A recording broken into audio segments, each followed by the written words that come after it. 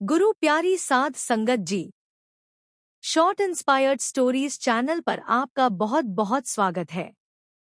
Video शुरू करने से पहले आप कृपा करें मेरे चैनल को सब्सक्राइब जरूर करें और साथ में बेल आइकन को भी दबा दें ताकि मेरे नए वीडियो का नोटिफिकेशन आपको मिल जाए। और अगर वीडियो अच्छा लगे तो लाइक, कमेंट और ज़्यादा से ज़्यादा शेयर करें। अब देर ना करते हुए आज की कहानी शुरू करते हैं।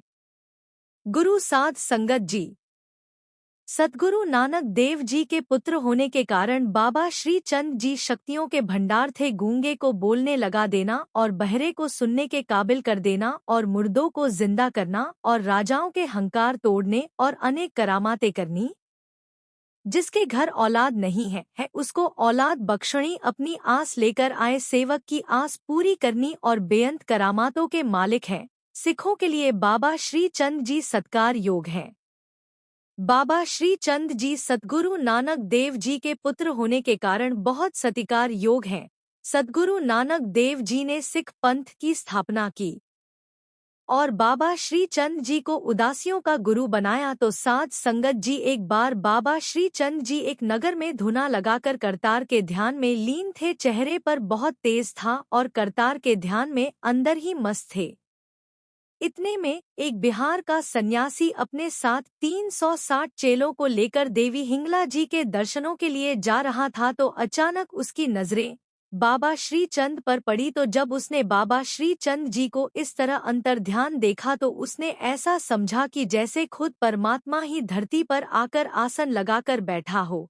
बाबा श्री चंद जी के तेज को देखकर उनकी ताप ना सहन कर सका, वहीं का वहीं खड़ा रह गया। बाबा जी की मनमोहिनी सूरत ने उसके मन को मोह लिया और अंदर ही अंदर सोचने लगा कि ऐसे महान तपस्वी के दर्शन जरूर करने चाहिए। प्रेम की तार के साथ खींचे चले। उस बिहारी सन्यासी को अपने इष्ट भगवान के रूप में बाबा श्री चंद जी के दर्शन हुए और महाराज जी के पास अपने चेलों के साथ आकर दर्शनों के लिए हाजिर हो गया। चरणों में नमस्कार कर कर बैठ गया और अंदर ही सोचने लगा कि इन्हें देखा जाए कि यह कितने पहुंचे हुए साधु है।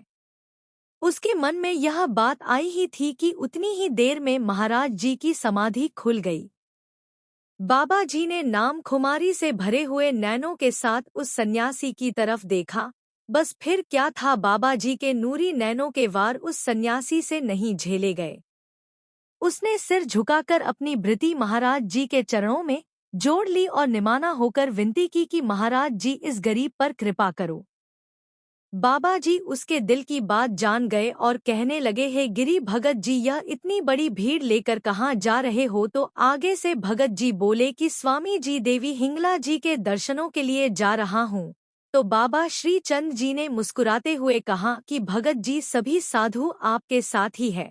तो भगत जी ने कहा कि जी महाराज, यह सभी मेरे साथ हैं और मेरे चेले हैं और यह सभी के सभी हिंगला जी के दर्शनों के लिए मेरे साथ जा रहे हैं। तो उस गिरी सन्यासी ने महाराज जी को यह बातें कहीं, लेकिन अंदर ही अंदर वह महाराज जी की परख करना चाहता था। महाराज जी ने उसके अंदर की सभी बातें जान ली और महाराज जी कहने लगे कि अब जाने से पहले यहाँ पंगत लगा ले और भोजन ग्रहण कर ले और उसके बाद यहाँ से जाना। तो यह सुनकर सन्यासी हैरान हुआ, यह कैसे संभव होगा? कहीं पर कोई भट्ठी नहीं जलती दिखाई दे रही, कोई सब्जी नहीं पकती दिखाई दे रही, तो फिर यह कैसे संभव होगा? और फिर इतने साधुओं का भोजन तैयार करना इतना आसान भी नहीं है। लेकिन जल्दी ही उसकी यह शंका भी दूर हो गई। तो उसने महाराज जी की गजब लीला देखी। बाबा जी ने भाई कंबलिया जी से एक पतीले के ऊपर लाल कपड़ा रखने के लिए बोल दिया और हर साधु की मर्जी पूछकर उसकी इच्छा अनुसार भोजन उस पतीले में से निकालकर भाई कंबलिया देते गए और साधु बहुत ही प्रेम के साथ भोजन ग्रहण करते गए। जब सभी ने भोजन ग्रहण कर लिया तो उस सन्यासी ने महाराज जी के चरणों में अपना सिर झुकाया और उनको प्रणाम कर कर और अपने चेलों के साथ माता हिंगला जी के दर्शनों के लिए चल पड़े। वह सन्यासी जब चल पड़ा तो थोड़ी ही दूर जाकर रुक गया, क्योंकि उसके पास एक छोटा सा पारस का टुकड़ा था। जब भी साधुओं को भूख लगती थी तो वह उस पारस के टुकड़ों को किसी वस्तु के साथ छुआ करके उसे सोने में तब्दील कर देता था और फिर सोने को किसी गांव में जाकर बेचकर रसद लेकर आता था। उनका वह पारस का टुकड़ा बाबा जी के पास ही रह गया, इसलिए वह उसको वापस लेने के लिए बाबा जी के धुने के पास आ गए तो गिरी सन्यासी का चेहरा खुश्क पड़ गया। उनकी आंखों के आगे अंधेरा आने लगा और टांगे लड़खड़ा रही थी। जब इस तरह की दशा बाबा श्री चंद जी ने देखी तो बाबा श्री चंद जी ने अपने मुखड़े से कुछ वचन किए कि आओ भगत जी, क्या बात है, कौन सा विचार अब आपके मन में आया है जो फिर अपने चेलों के साथ आकर दर्शन दिए हैं। अब आपकी क्या ख्वाहिश है, छुपाए ना, दिल खोलकर अपनी बात करें। आओ बैठो महापुरुषों संत, कोई बात नहीं छुपाते। बाबा जी के ये वचन सुनकर सन्यासी गिरी बाबा जी के चरणों में गिर पड़ा और रो रो कर दातार के चरण आंसुओं से धो दिए।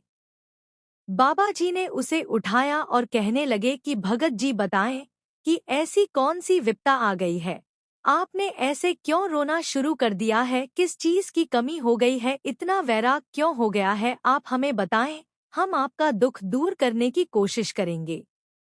आखिर ऐसी कौन सी बात है जिसका इलाज नहीं है, हमें बताएं, कुछ भी छुपाए ना। तो जब भगत जी को बाबा श्री चंद जी ने इस तरह के वचन कहे तो भगत जी को कुछ दिलासा हुआ। गम के साथ आए हुए माथे पर पसीने को साफ किया और दोनों हाथ जोड़कर बोले कि जानी जान जी, आप अंतर्यामी हो, मैं आपको क्या बताऊं, सन्यासी बाबा हूँ, त्यागी हूँ। बात करते समय आपको बट्टा लगता है और जीवित रहने के लिए भोजन की जरूरत है और भोजन की जरूरत को पूरा करने के लिए माया के बिना इसे हासिल करना असंभव है। दाताजी, मेरे पास एक पारस का टुकड़ा था जिसको मैं लोहे के साथ छुआ करके उसको सोने में तब्दील कर लेता था और वह सोना बेचकर मेरे जो 7 चेले हैं और जो श्रद्धालु हैं उनको भोजन करवाता था। मेरे भगवान जी, वह पारस का टुकड़ा मैं यहाँ कहीं भूल गया हूँ, कृपा करके मुझे बख्श दो, मैं आपका बहुत धन्यवाद होगा।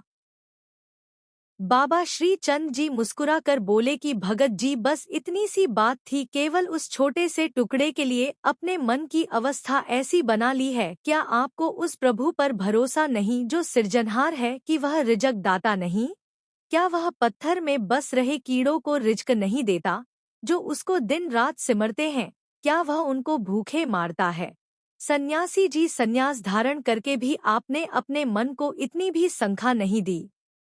जैसे जैसे बाबा जी वचन कर रहे थे तो गिरी सन्यासी का दिमाग सुन्न हो रहा था और वृत्ति पारस के टोटे की तलाश में लगी हुई थी।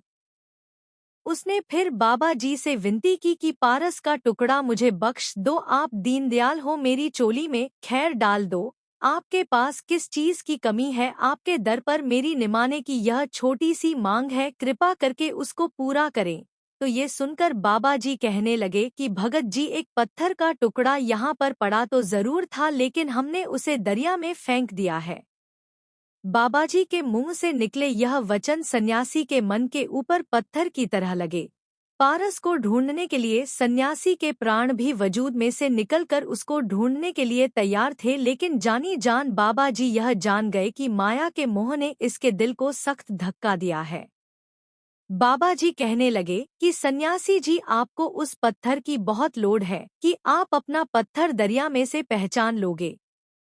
जैसे मुर्दा जिस्म में जान आ जाती है, ऐसे सन्यासी जल्दी जल्दी विनती करने लगा कि महाराज जी, वह तो मेरी जीवन कुंजी है, मेरी जिंद जान है, मैं उसके सहारे ही माता हिंगलाज के दर्शन करता हूँ, और बाकी रही पहचानने की बात, वह तो मैं जल्दी पहचान लूंगा। तो ये सुनकर बाबा जी उठ खड़े हुए और भगत जी और सभी साधु को साथ लेकर दरिया के शिखर पहुँच गए और सन्यासी को कहा कि भक्ता, मार नजर पानी की तरफ और जो तेरा पत्थर है उसे उठा ले। तो जब भक्तों ने जल की तरफ नजर डाली तो सन्यासी की होश गुम हो गई, तो उसने देखा कि लाखों ही पारस के पत्थर पानी में पड़े हुए थे और फिर हाथ जोड़कर विनती करने लगा कि महाराज जी, मुझे बख्श लो और मुझे ऐसी नजर बख्श दो कि मैं अपना पारस पहचान सकूं। बाबा श्री चंद जी उस पर दयाल हो गए और कहने लगे कि जा भक्ता, जो भी तू पत्थर उठा लेगा वह तेरा ही होगा। तो सन्यासी की खुशी की कोई हद ना रही। जब उसने एक पत्थर उठाया तो वह उसी का निकल आया। यह देखकर उसने बाबा श्री चंद जी के चरण पकड़ लिए और विनती की कि अब आज्ञा दे। लेकिन बाबा श्री चंद जी उसकी अच्छी तरह से तसल्ली करवाने के लिए उसको अपने साथ धुने पर ले आए और फिर नई तरफ से वचन विलास शुरू किए। बाबा जी कहने लगे कि भगत जी, अब आप हिंगला जी के दर्शनों की इच्छा रखते हो। सन्यासी ने कहा, जी हाँ, अब आप मुझे आज्ञा दे।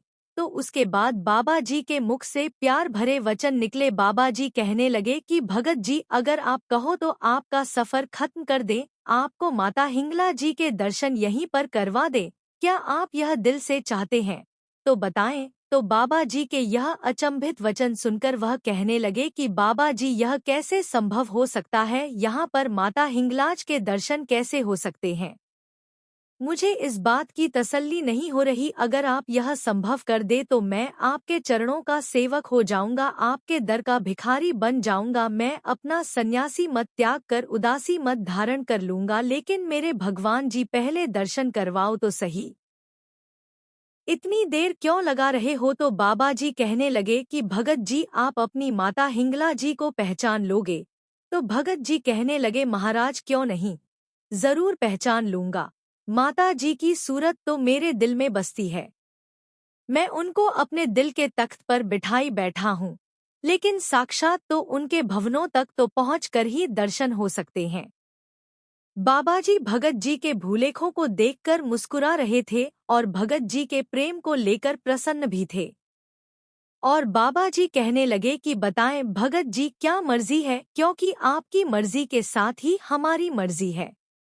अगर आप कहें तो माता परतक हो जाए। गिरी भक्तों की हालत देखकर बाबा श्री चंद जी ने अपने धुने पर सेवा कर रही एक वृद्ध माता को कहा कि अपने भगत को दीदार दे। तो इतना कहने की देर थी कि वह माता हिंगला का रूप अष्टभुजी माता बन गई। तो भगत की हैरानी की कोई हद ना रही। तो उसने खूब माता के दर्शन किए और फिर बाबा श्री चंद जी के चरणों पर पड़ गया और विनती करने लगा कि कृपा निधान जी, बख्श लो, मुझसे भारी गलती हो गई है। मैं भूलेखे में ही पढ़ा रहा, मुझे नहीं पता था कि माता हिंगला जी आपके द्वार पर ही बसती है। बाबा जी, आप शक्तियों के भंडार हो, इस निमाणे को अपना सेवक बना लो। तो बाबा जी उसकी यह बातें सुनकर बहुत प्रसन्न हो गए और दया में आ गए और बाबा जी ने उसको अपना सेवक बना लिया और उसको भगत भगवान की महान पदवी बख्शी और उसको धर्म का प्रचार करने की शक्ति दी। तो बाबा भगत भगवान जी ने उदासी मत धारण करके 360 गद्दियां पूर्व में कायम की थी। साध संगत जी, इस प्रकार सभी का स्थान दरबार साहिब श्री अमृतसर साहिब में मौजूद है और जो दर्शन अभिलाषी बड़े प्रेम और प्यार के साथ श्री अमृतसर साहिब दर्शन करके आते हैं, उनको महान सुख की प्राप्ति हो जाती है। मुक्ति की आस लेकर जाने वाले भक्तों को मुक्ति प्राप्त होती है। साध संगत जी, आज के प्रसंग की यहीं पर समाप्ति होती है। प्रसंग सुनाते हुई अनेक भूलों की क्षमा बख्शे जी।